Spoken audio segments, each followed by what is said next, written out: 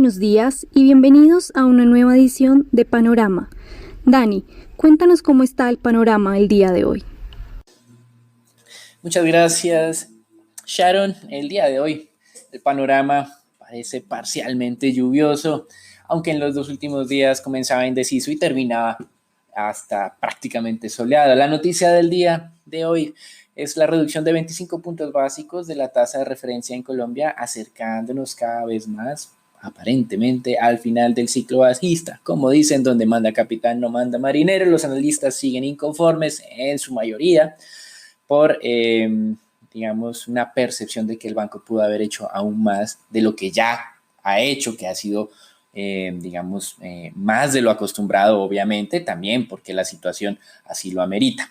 Desde el punto de vista del mercado accionario internacional, el segundo trimestre cerró con bombos y platillos, valorizaciones más del 1% del Standard & Poor's 500. Aquí lo interesante es tener en cuenta estos niveles. Resistencia 3.200, soporte 3.020, para tratar de evaluar el siguiente movimiento o el siguiente rally hacia dónde va a tomar. Buenas noticias se han conocido en Europa con el siempre revisable dato de ventas minoristas alemán, el cual creció casi 14% en junio.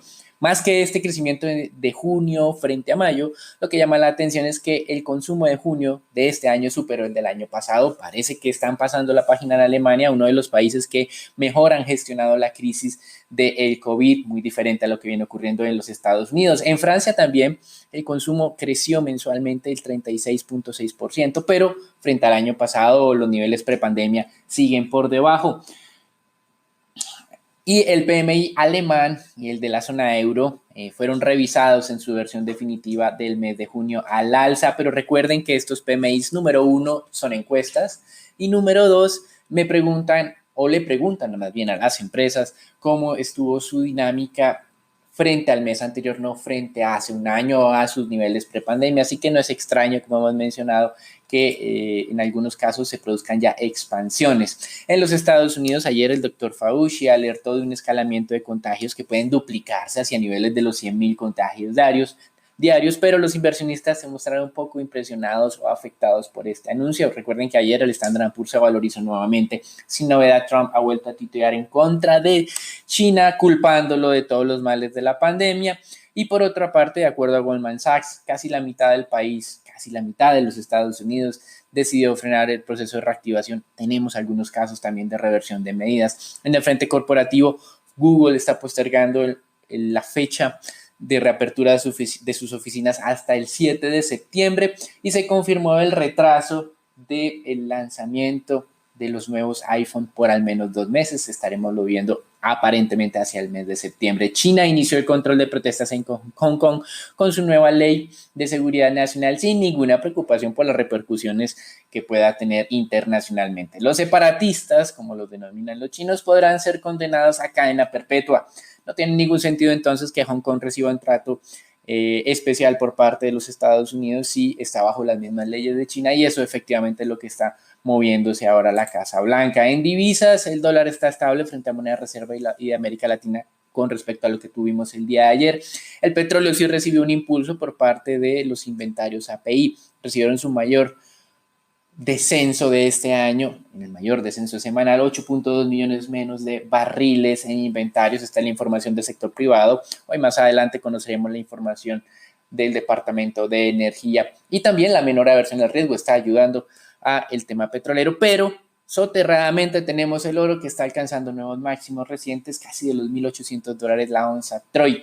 Con respecto a la renta fija, hoy publicación de minutas de la última reunión de la Fed, en la que los inversionistas buscarán más evidencia sobre los avances para imponer un control sobre las tasas de largo plazo en la curva de rendimientos. Parece que están olvidando sus apuestas de hace unas semanas de tasas de interés negativas. Aparentemente Powell ha sido muy claro en desestimar esta posibilidad, por lo menos para los Estados Unidos en este momento.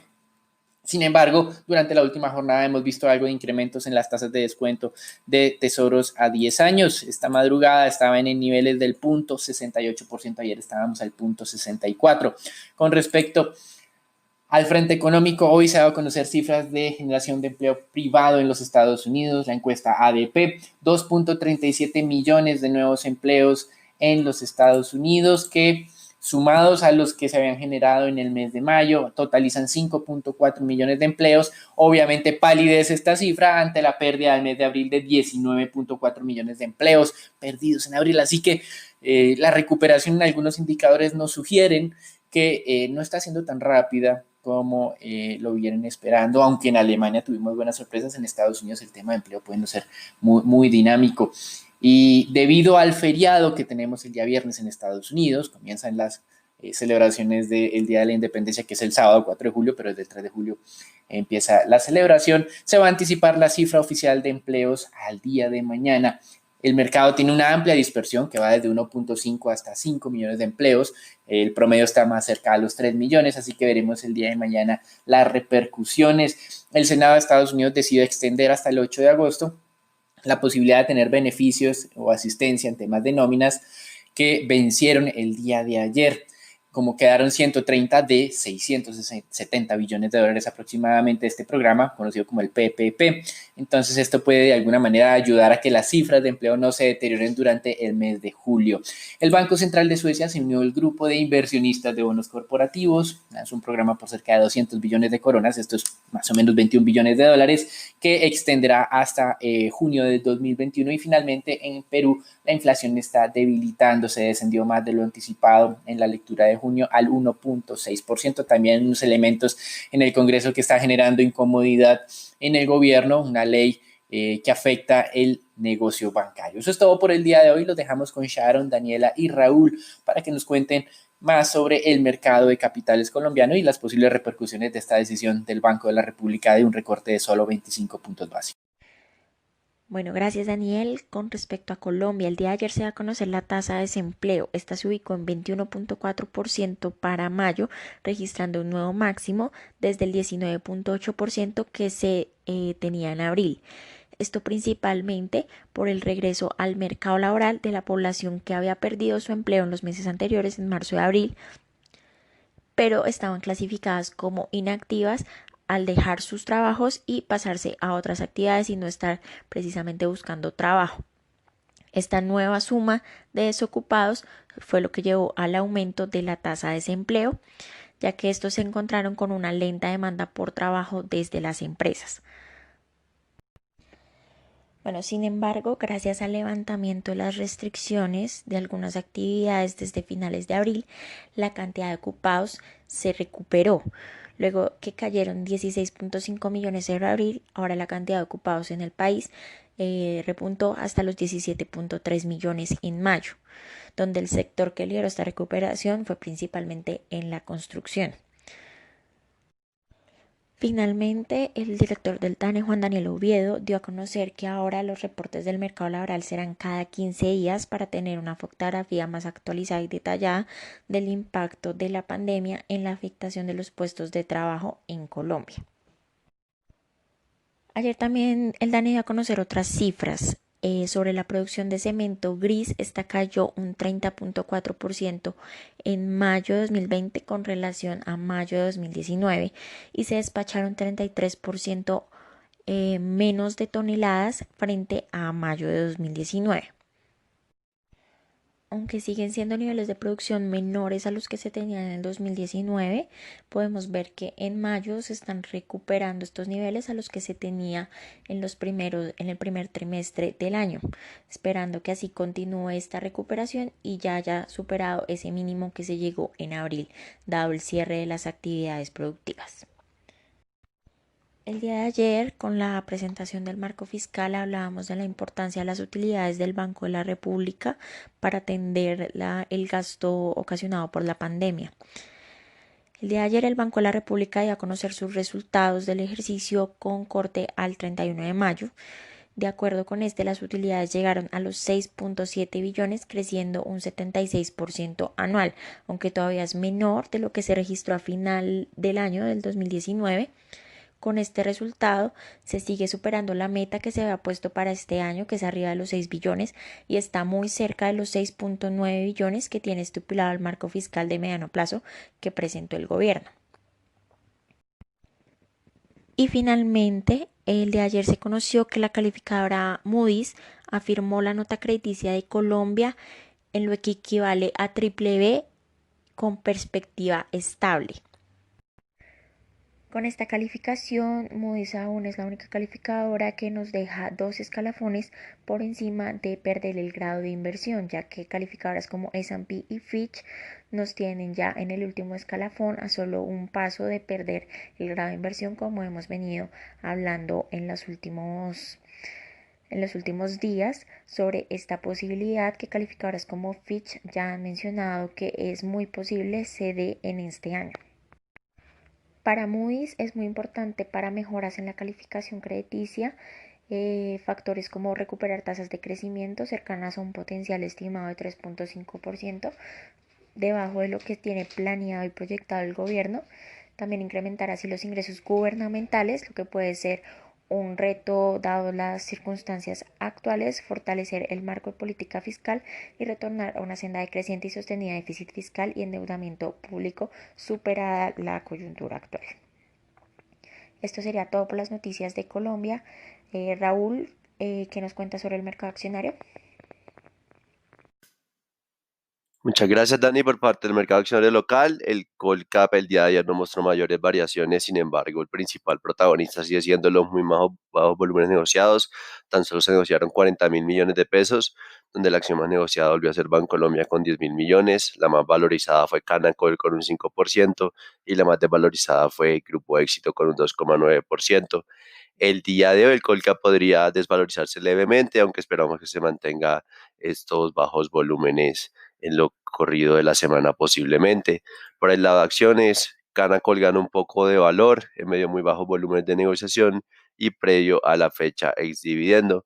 Mantenemos las perspectivas positivas sobre la entidad. Cabe recordar que la naturaleza de su negocio es altamente defensivo, aunque podría corregir ese movimiento en las próximas jornadas, teniendo en cuenta el alto bid-ask spread.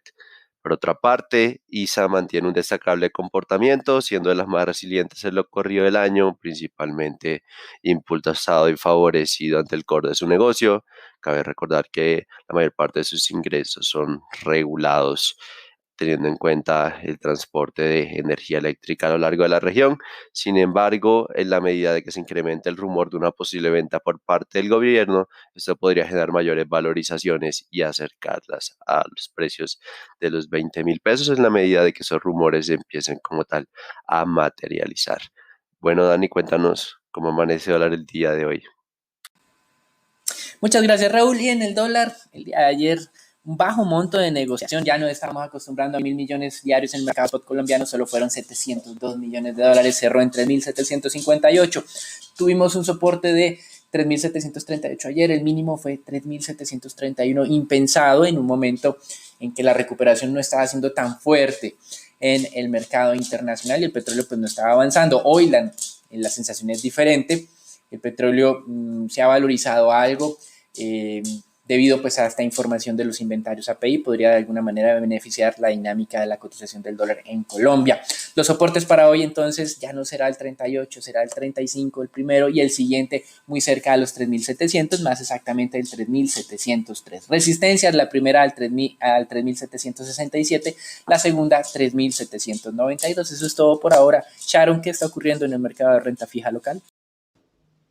Gracias, Dani. Por el lado del panorama de renta fija local, el mercado se encontraba ayer a la espera de la decisión de política monetaria por parte del Banco de la República, por lo que tanto la curva en tasa fija como la curva TSUR se valorizaron 6 básicos y 1.5 básicos en promedio a esta expectativa de un nuevo recorte de tasa. Tanto los test del 24 como los test del 28 se valorizaron cerrando en 3.77 y en 5.74%. respectivamente, ambas referencias buscando nuevos mínimos. Por el lado de deuda corporativa, los niveles repuntaron un poco, se negoció casi el doble que la jornada del viernes, 775 millones a través del sistema transaccional y 829.000 millones por registro, con operaciones aún concentradas en tasa fija en plazos inferiores a 3 años. Los IPC continúan siendo los más valorizados junto con los tasa fija, mientras que los IBR se valorizaron ante esta menor expectativa de recorte de tasa, la cual fue de 25 puntos básicos y que confirmó la Junta un cambio en la velocidad de recortes. La tasa llegó con línea con lo esperado por nosotros hasta el 2.50, un nuevo mínimo histórico, y aún nos mantenemos en nuestra posición de un 2% para fin de año con 2 recortes adicionales de 25 básicos cada uno, por lo que podríamos esperar aún valorizaciones adicionales, pero ya con un espacio muy reducido, ya que la mayoría de esto estaría descontado pero aún podríamos ver aún algo más de espacio para valorizaciones en la curva TES tasa fija. Además, para continuar reforzando la liquidez, la Junta del Banco de la República anunció que continuará con los repos con títulos de cartera, y en las semanas en las que no se hagan estas operaciones empezarían a hacer repos con títulos de deuda pública a 1 año y a 9 meses.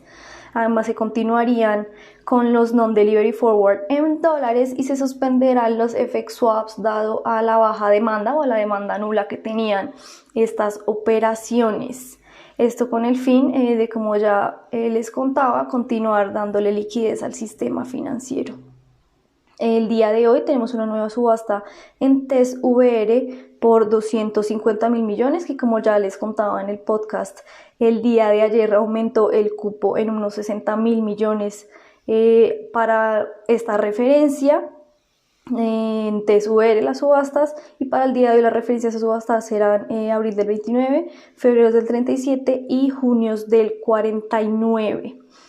También importante mencionar, como nos contaba ya Dani, que no veríamos mayores cambios en las tasas por la confirmación de Moody's de ratificar la calificación y ratificar la perspectiva, por lo que quedamos atentos a las declaraciones de las otras 2 calificadoras, especialmente de Fitch, que sería la más relevante a tener en cuenta para ver cómo afectaría directamente al mercado y en sí a la perspectiva que tienen los inversionistas extranjeros hacia nuestro país.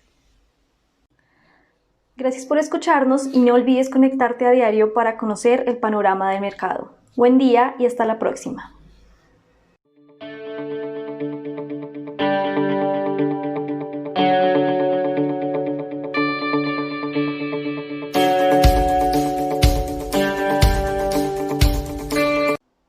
El contenido de la presente comunicación o mensaje no constituye una recomendación profesional para realizar inversiones en los términos del artículo 240.11.2 del decreto 2555/2010 o las normas que lo modifiquen, sustituyan o complementan.